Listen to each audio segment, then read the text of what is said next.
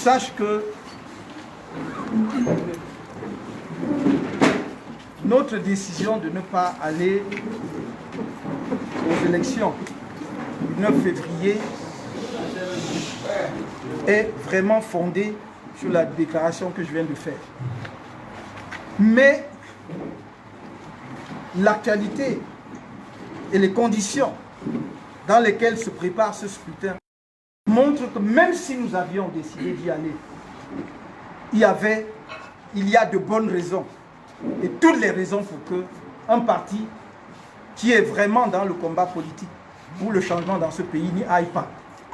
Parce que tout est fait pour établir la situation du parti unique ou de quasi-parti unique, où un parti politique, à sa guise et suivant ses humeurs, partage quelques sièges à quelques alliés et conforte sa position comme parti dominant.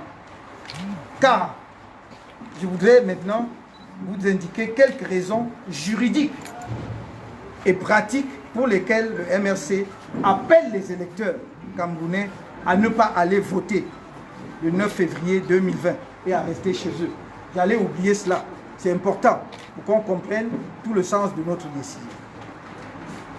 D'abord, en l'état actuel du système électoral, la contestation des résultats du scrutin législatif du 9 février prochain, du 9 février 2020,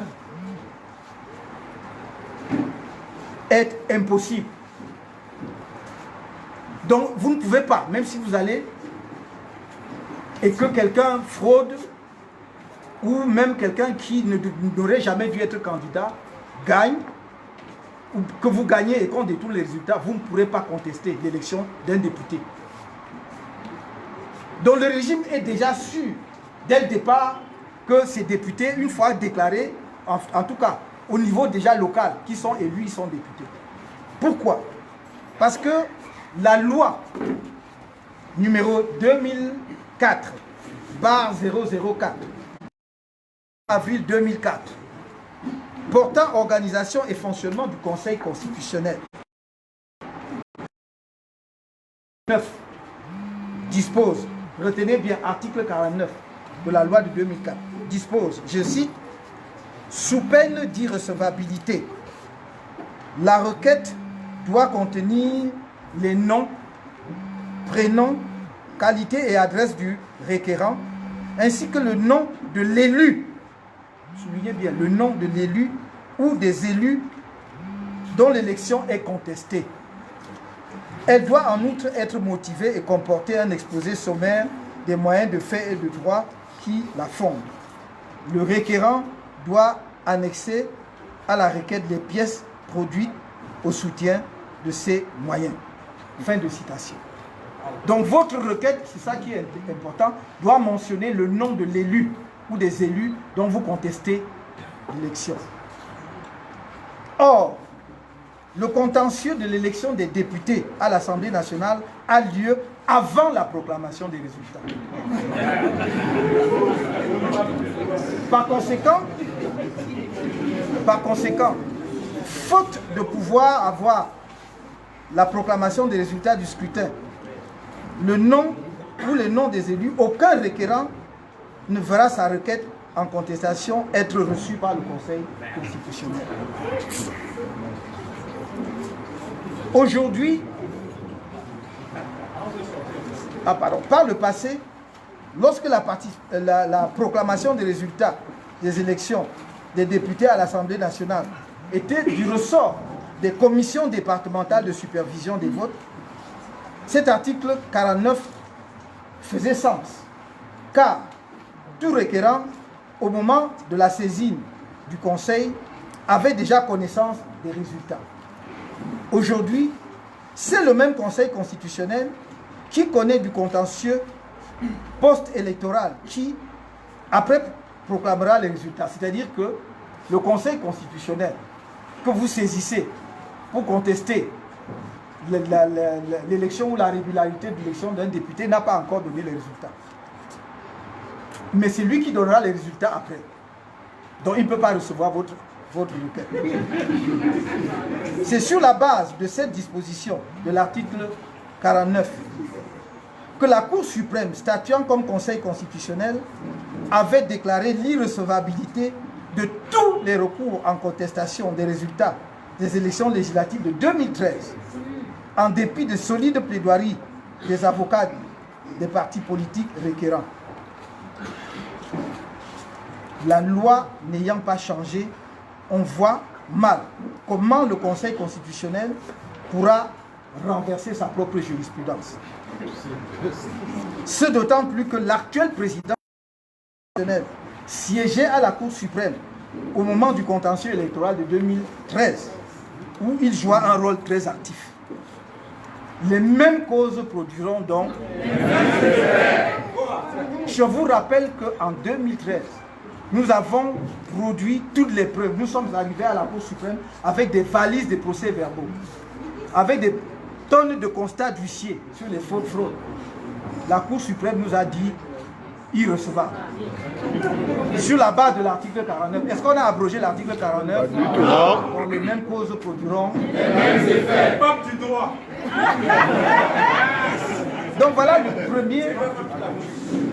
Deuxièmement, ELECAM, l'organe électoral, pourtant totalement inféodé au RDPC, a, au lendemain du scrutin du 7 octobre 2018, lui-même recommandé au pouvoir de réformer le système électoral. Et je vais vous dire ce que ELECAM lui-même écrit. Donc, dans le document dont je vous ai parlé tout à l'heure, qui s'intitule Recommandation, rapport général sur le déroulement de l'élection présidentielle du 7 octobre 2018, version revue et corrigée. Donc, vous pourrez également trouver l'adresse du site dans le document. ELECAM, dont nous connaissons la gestion de la dernière élection présidentielle, a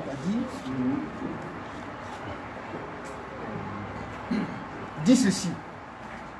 Premièrement, fixer un quota légal des femmes dans la constitution des listes des candidats,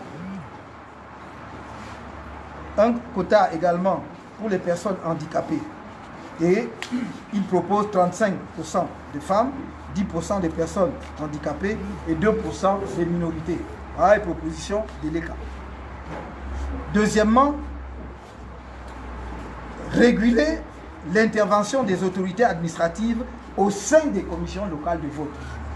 Donc, ELECAM lui-même est conscient que la très forte présence des autorités administratives et leur intervention intempestive ne crée pas les conditions favorables pour des élections justes et transparentes. Troisièmement, intensifier la collaboration entre les administrations publiques de l'État et l'ELECAM dans le cadre de la gestion du processus électoral dans son ensemble, tout en recadrant davantage le rôle de chacune des parties. Ça veut dire que l'ELECAM dit ici en termes administratifs et diplomatiques qu'eux-mêmes subissent les pressions des autorités administratives. Donc il faut qu'on recadre et qu'on définisse le rôle des uns et des autres. Quatrièmement, assouplir les dispositions de l'article 122 du Code électoral afin de remplacer l'exigence de l'extrait difficile à obtenir par la copie d'acte de naissance plus accessible. Même ça là, même seulement ça là, on n'a même pas donné ça au Cameroun et les Camerounais. Mais très intéressant, adopter l'usage du bulletin de vote unique et de l'enveloppe à double poche comme moyen de lutte contre l'achat de conscience. C'est ELECAM lui-même qui propose bulletin unique. Même ça là, on refuse de nous donner. Enfin, ramener la majorité électorale, non pas enfin, ramener la majorité électorale de 20 à 18 ans, mettre à la disposition des missions diplomatiques des moyens financiers conséquents afin de les appuyer efficacement dans la gestion du processus électoral dans les points focaux, actualiser les plans de sécurisation et enfin autoriser les huissiers à travailler exceptionnellement les jours de vote. Est-ce que vous avez obtenu une seule de ces choses? Non. Et ça, c'est l'organe en charge de l'élection. Et c'est l'organe dont nous tous, nous connaissons le degré d'inféodation au régime. Voilà le deuxième motif. Le troisième motif, qui interpellerait tout parti qui veut aller à ces élections, c'est la désinscription massive par ELECAM des électeurs dans les circonscriptions favorables au MRC et l'augmentation artificielle du nombre d'électeurs inscrits dans les circonscriptions acquises au RDPC. Et je vous donne les faits, parce que peu avant la convocation du corps électoral le 10 novembre 2019, le pouvoir a engagé à travers ELECAM une honteuse campagne de désinscription massive des électeurs dans toutes les zones du pays où le candidat du MRC était arrivé en tête lors du scrutin présidentiel du 7 octobre 2018. Parallèlement, l'organe électoral a augmenté artificiellement le nombre d'électeurs inscrits dans les zones où le candidat du RDPC était arrivé premier. Le MRC a interpellé ELECAM par écrit, par des moyens laissant trace, dont nous ne nous sommes pas contentés de protester verbalement, sans que les responsables de cet organe soient en mesure d'apporter la moindre explication à leur forfait. Le MRC est disposé à mettre à la disposition de toute institution nationale ou internationale les preuves de ces accusations qui sont graves. Donc nous avons les preuves. Si on veut, nous les mettrons à la disposition de la presse comme de tous les institutions. Voilà le troisième motif. Quatrième motif, de grossières obstructions administratives orchestrées par le régime pour empêcher aux candidats du MRC de constituer leur dossier de candidature. Depuis la convocation du corps électoral, à travers tous les pays et sur instruction du régime, les Camerounais et le monde entier ont été témoins des blocages administratifs que le pouvoir a dressés face aux candidats à la candidature du MRC, mais aussi des brimades et des actes de violence inqualifiables dont certains d'entre eux ont été victimes. Il ne vous a pas échappé, à vous, la presse, qui est très perspicace, que peu avant la convocation du corps électoral, on a fait un mouvement de la préfectorale. On a nommé de nouveaux sous-préfets, qui, comme par hasard, sont les plus zélés sur le terrain. Je ne vais donc pas ici faire des déductions, chacun peut constater.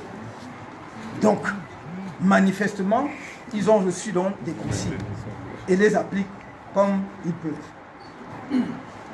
Persistant dans sa logique de bannissement du MRC de la scène politique, qui se manifeste par la violation de son droit à organiser des réunions, même dans son siège. Le régime a, dans le cadre de la convocation du double scrutin à venir, fait feu de tout bois.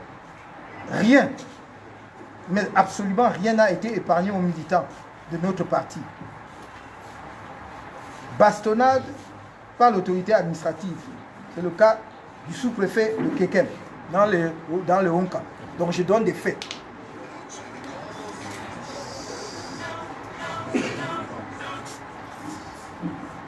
Donc, bastonnade à la sous-préfecture du Kekem. Désertion organisée des services par les autorités administratives et municipales. À Bangou dans les hauts plateaux, Eboné dans le Mungu, Ambam dans la vallée du Ntep, etc. Signature de documents sur la base de considérations tribales, sous-préfecture de Yaoundé 3. Corruption à ciel ouvert dans les services de la justice et des impôts. Dans certaines localités, menaces de représailles sur les huissiers qui acceptent de procéder à des constats par des procureurs. Désertion des refus assumés d'assigner des extraits de naissance de certains candidats du MRC, confiscation pure et simple du dossier avec menace de faire intervenir les forces de sécurité pour agression, c'est le propos tenu, agression et séquestration et rébellion, ils aiment tellement ce mot rébellion, de l'autorité si le ou les candidats réclament la restitution de leurs documents. Dans les médias, sur les réseaux sociaux, à travers de multiples témoignages, des Camerounais et le monde entier ont pu voir comment le régime a criminalisé l'appartenance au MRC. Tous les obstacles administratifs dressés sur le parcours des candidats du MRC